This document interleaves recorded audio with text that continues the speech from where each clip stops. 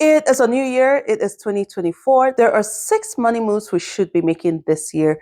If you worked on any of this last year, then you add on. If you haven't, then this is a good time to start. Starting off with emergency savings.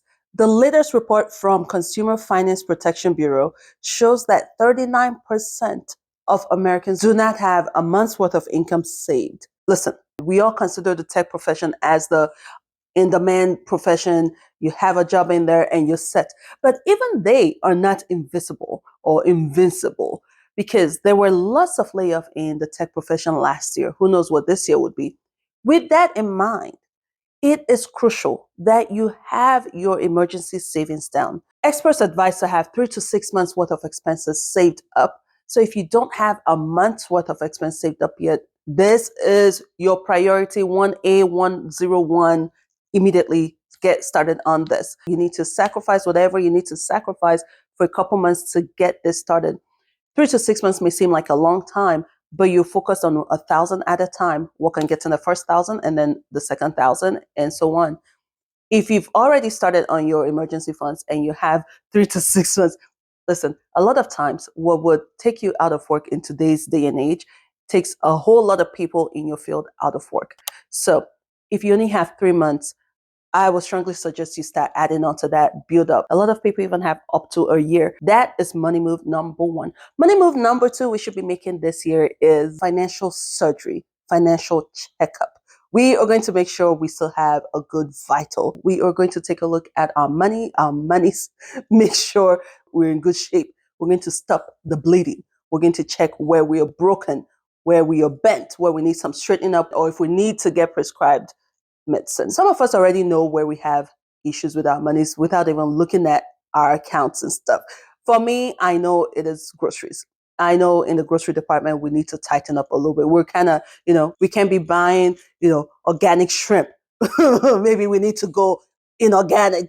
That's just an example. But I know we're spending a lot on grocery and I need to tighten that up. Take a look at your money, right? Where are you bleeding? Is the prescription for you to bring more money in rather than focusing so much energy on paying down debt like you have been doing last year? Or is it for you, we need to start looking into investment because we've done very well with savings and we've done very well with cutting down debt, even though debt is not fully paid off.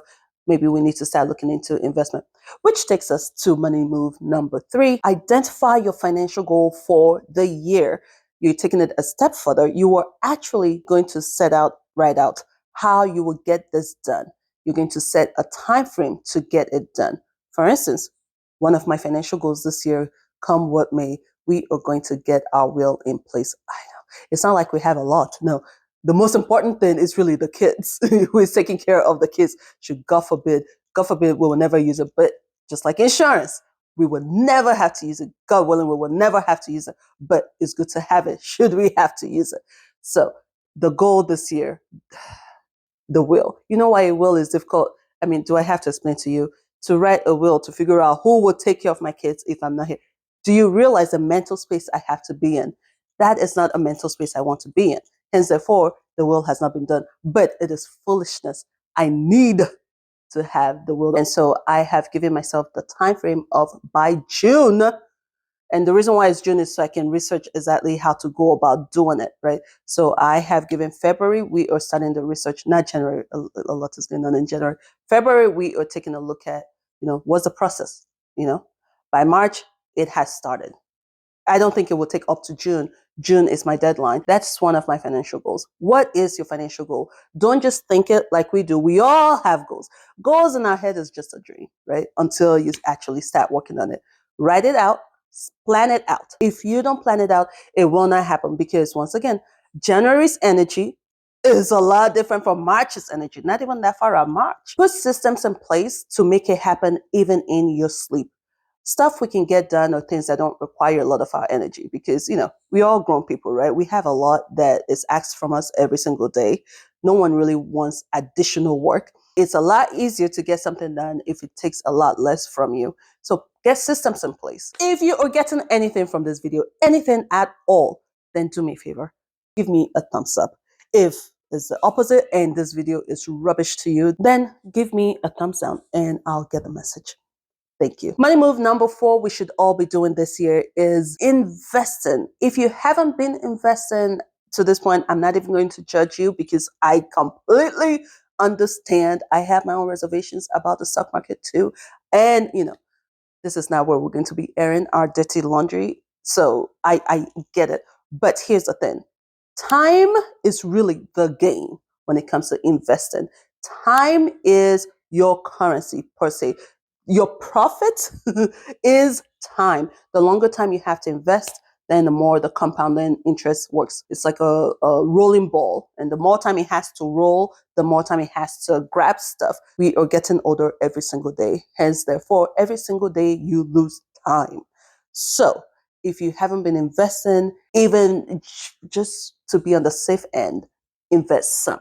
I'm not saying invest a lot, invest some. Do not want to wait until, say, 10 years from now, then you realize, oh yeah, I should have started investing earlier. Put some in now. The good news is it's a lot easier to get into investing now. You don't actually have to, find a financial advisor. I'm not saying a financial advisor or financial planner is not good.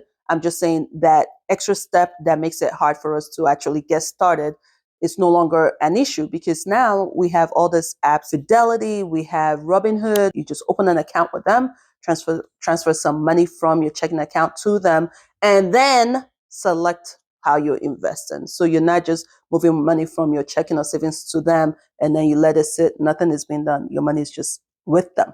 You need to actually move the money where you want it to go. And if you know nothing else, mind you, I'm not a financial advisor. I'm just a regular person. Use this information as you may. Just throw your money in S&P 500 and let it be. It's an index fund that follows the top 500 companies in the market. And just that's it. You don't have to do a lot of thinking. For those who are already investing, then this is probably not for you. Maybe take a look at your investment.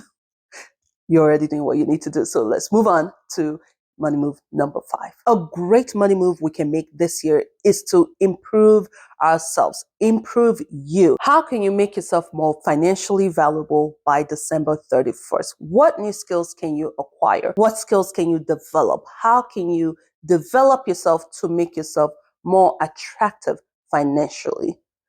New books. What books are you going to read this year? Be it regular books, or are you going to commit yourself to reading up and understanding your money? If you're not financially savvy, are you going to commit yourself to actually understanding how credit card works, understanding how your 401k works, understanding what index fund is? The name's always intimidating, but a simple Google and you're like, oh, okay, that makes sense. I just mentioned S&P.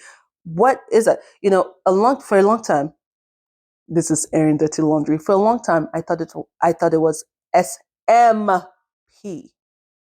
Can you imagine me having a conversation with someone, or even on here, and I'm going SMP? I know I'm not the only one who thought it was SMP. I listened to back then when I was working, I would listen to NPR on my way back, Marketplace and all. It is S and read. Read more. But the point is, how can you make yourself more financially savvy? We are living, the way the world is now, right? We are going to need to learn how to keep ourselves marketable for as long as we can, because we can no longer rely on, I'm a accountant and that's it. You need to keep improving yourself to remain valuable to your firm or to your company, even if it's customer service. No offense if you work in customer service, I'm not saying this anything was, but usually customer service is step 1 in any company, right? Even if it's customer service, you need to keep improving yourself if you plan on moving up, right? So we need to keep ourselves marketable and valuable financially. How are you going to do that this year? And don't go picking 5, 10 different things to do. Maybe pick 1 or 2 or one thing to focus on this year, and you're going to work at it and obtain that new skill. Pull your credit report. Every year, if you don't know, you are entitled to 1 free credit report from all 3 credit bureaus: TransUnion, Equifax, and Experian. All 3, you can get a free credit report, and it's not going to be a negative ding on your credit report. Now, this video, I'm just exposing myself here, but here's the thing. I'm so afraid of scams that what I do I go to the government website and scroll all the way down. The government website, I think, is the consumer website. And I scroll all the way down to where it gives me a link for the credit report. And I click on that link and go from there. Even though I know I can type in annualcreditreport.com, but listen, I'm so afraid of scammy websites. I may spell annual credit report wrong one way or the other. And so I go through the federal website, click on their link from there, and then pull the credit report. Every single year, you should pull your credit report. The reason for this is so you can see what everyone else sees when you apply for anything. Also, another good reason for this, if you are not planning on buying anything on loan, i.e. car, house, whatever it is we usually use credit for, at least you get to see if there are any accounts on there that someone else has opened with your information. You can also get to see if anything is reporting wrong on there. These are things that affect your credit score, which is the baseline for a lot of things that we usually get. It's part of checking your financial vitals. Make sure everything on there looks good as it should be. And this is also a good way to give yourself that, that jump. What is that electric jump when someone is having a heart attack and they pop them back up?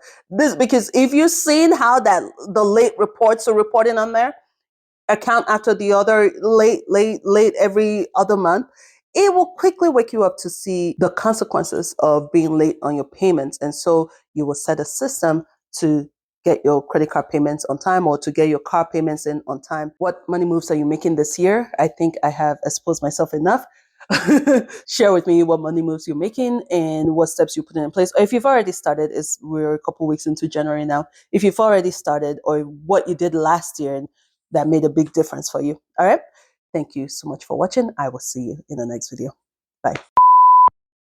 The latest report from the Consumer Finance Protection Bureau shows. Listen, the tech world is considered the untouchable, the invisible, the in-demand, TransUnion. I can't remember the name. TransUnion,